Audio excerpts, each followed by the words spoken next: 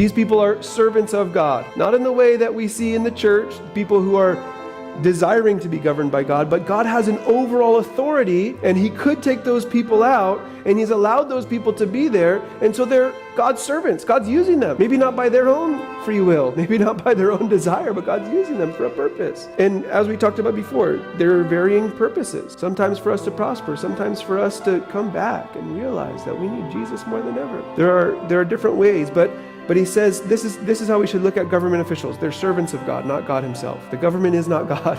They're fallible people who oftentimes may be corrupt, but they're essential to keeping law and order in a society. And so they are important in that role. Don't think of them too highly and don't think of them too low, because they're simply servants. Verse 6, he says, "For because of this you also pay taxes, for they are God's ministers, attending continually to this very thing." Again, it's hard for me to think about, especially when we get into taxes, to think about our governing officials as God's ministers, right? In California, we're one of the highest taxed states.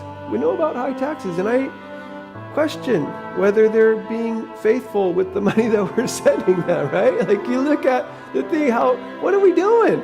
How are we receiving all this? Like, we can question all those things, and we can look at it and say, is this even fair? If I look at what these states are doing compared to what we're doing, and why does it look like this compared to like that? And we could start to go through this whole thing, but he says, these are God's ministers. And you need to allow them to be God's ministers, and you need to pay the taxes due. No matter what they're doing, you need to continue to do your part.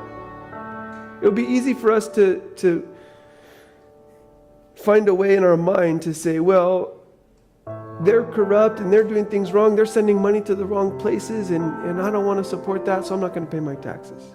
Paul says, no, you're a good citizen. You have to do your job.